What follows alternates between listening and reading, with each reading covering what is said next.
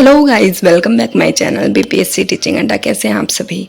देखिए आज कुछ क्वेश्चंस मैं ली हूँ, ज़्यादा नहीं है, 2-3 हैं, क्योंकि इम्पॉर्टेंट लग रहे थे तो मैंने ये सोचा इसका आंसर करूँ और मैं अपने अनुभव के साथ ये आंसर्स कर रही हूँ। आप लोग इसको अगर आपको सही लगता है, देखिए मैं बस आंसर कर रही हूँ आपके जवाब का अपने अकॉर्डिंग, और जो मुझे पता है उस अकॉर्डिंग आप लोग को आगे क्या करना है वो चीज़ें देखनी है, ठीक है। तो देखिए पहला क्वेश्चन है सपना श्री जी का, शायद मैं सही पढ़ पा रही हूँ, सपना श्री जी, हाँ। तो इन्होंने पूछा है, ma'am please suggest me what should I do. मेरा मिडिल में होम डिस्ट्रिक्ट मिला है और हाई स्कूल बहुत दूर दिया है, तो मैं कहाँ ज्वाइन करूँ। तो इनको ये कन्फ्यूज़न है, ऑब्वियसली कन्फ्यूज़न हो सकती है, क्योंकि मैं आपको आंसर करूँगी अपने एक्सपीरियंस के साथ। देखिए आपको अगर होम डिस्ट्रिक्ट मिला है तो आई थिंक उससे बेटर कुछ भी नहीं हो सकता है, ठीक है। और होम डिस्ट्रिक्ट, और अगर आप अपने घर से अप डाउन कर सकते हो तो वो तो सोने पे सुहागा है। ऐसे में आपको दूर रहने की कोई ज़रूरत नहीं है, क्योंकि मैंने जो अनुभव किया है, 1 साल बाद हम लोग, देखिए अभी ट्रांसफ़र वाला प्रोसेस जो चल रहा है, कितना लोग इंतज़ार में है कि हमें अपना होम डिस्ट्रिक्ट तो दूर छोड़िए, होम डिस्ट्रिक्ट के पास वाला डिस्ट्रिक्ट मिल जाए, कहीं थोड़ा सा ही पास हम चले जाएं, तो सारे लोग अप्लाई करते हैं ट्रांसफ़र के लिए।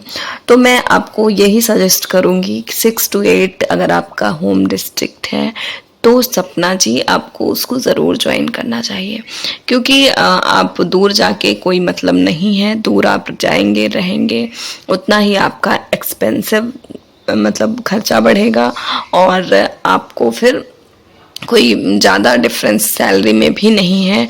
और नेक्स्ट बार आप ट्राई कर सकते हैं अपने 9th 10th या 11th 12th के लिए, अपने होम डिस्ट्रिक्ट के लिए, ठीक है।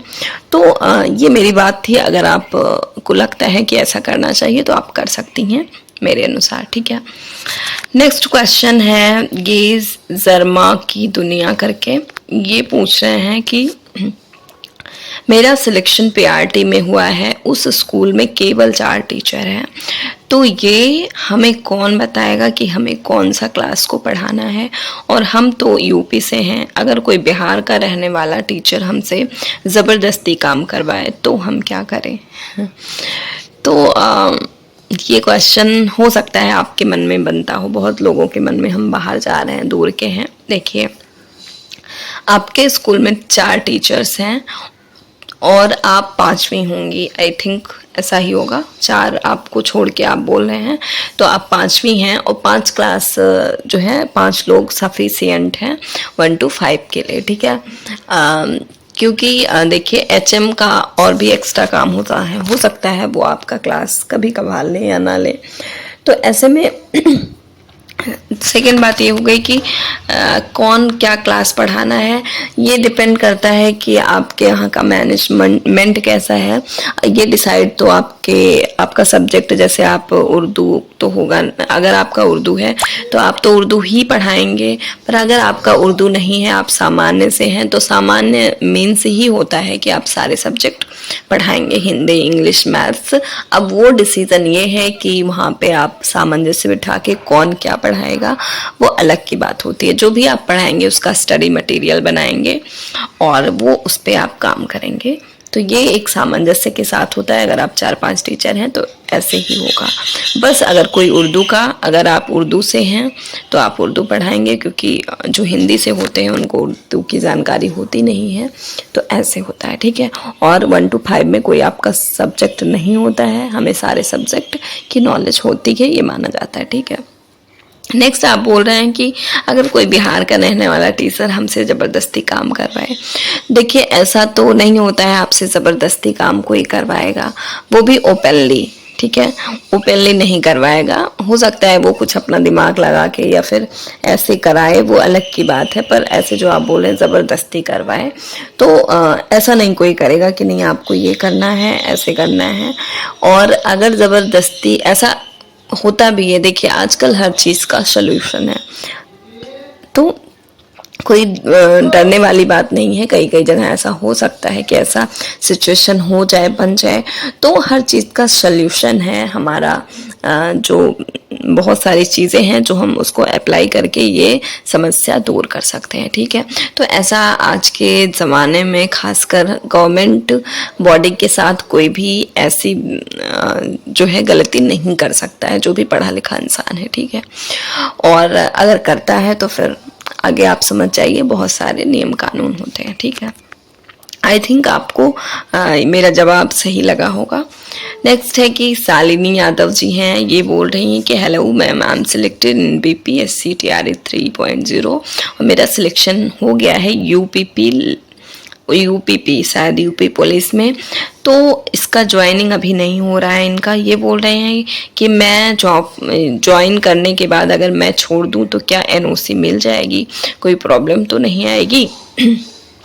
इनका कहना है कि इनका सिलेक्शन यूपी पुलिस में भी हो गया है और यहाँ पे भी हो गया है बिहार में, तो ये अभी ये ज्वाइन करना चाह रही हैं क्योंकि यूपीपी लेट हो रहा है, इसलिए इनको ज्वाइन करना है। देखिए मैम शालिनी यादव जी, मैं आपको ये बोलूँगी कि अगर आप देखिए यूपीपी में भी कहाँ पे आपका पोस्टिंग हो कहाँ ना हो वो मैटर नहीं करता है। हो सकता है आप दूर चले जाएं, घर से बाहर वहाँ भी रहना हो। अगर आप इंटरेस्टेड हैं कि हाँ हमें पुलिस में जॉब करनी है, देखिए पैशन होता है, कुछ कोई जॉब अच्छी बुरी नहीं होती है, पर अगर आपको ये पैशन है कि आपको यूपी पुलिस की जॉब करनी है, देन आप जाओ। आप पहले ये ज्वाइन करना चाहते हो तो कर लो और NOC मिल जाएगी उसमें। कोई जब भी आप रिज़ाइन करना चाहोगे कोई भी प्रॉब्लम नहीं आएगी। थोड़ा सा क्या होता है दूसरे डिपार्टमेंट में जाने से आपका प्राण वगैरह ये सब में थोड़ी सी प्रॉब्लम फंसती है, पर हो जाएगा, इसमें दिक्कत नहीं होगी। और अगर मेरे अकॉर्डिंग पुलिस और अगर आप ये टीचिंग दोनों जॉब मुझसे पूछना चाहेंगे तो मैं ये बोलूँगी पुलिस में भी आपको घर से बाहर ही रहना है, ये भी रहना है थोड़ा सा दूर, तो मेरे अकॉर्डिंग आपको ये जॉब करनी चाहिए टीचिंग की, क्योंकि आई थिंक ये ज़्यादा बेटर होगा। पर हाँ वही मैं कह रही हूँ ना, अपना शौक अपना पैशन होता है। अगर आप अपने पैशन को चुनना चाहते हैं देन आप यूपीपी का जॉब ज्वाइन कर सकते हैं, ठीक है। तो आप यहाँ पे करिए, फिर आपको NOC मिल जाएगी, आपकी अनुमति मिल जाएगी, आपको कोई प्रॉब्लम नहीं आने वाली है। तो ये आज 3 क्वेश्चन थे जिनके आंसर मैंने दिए।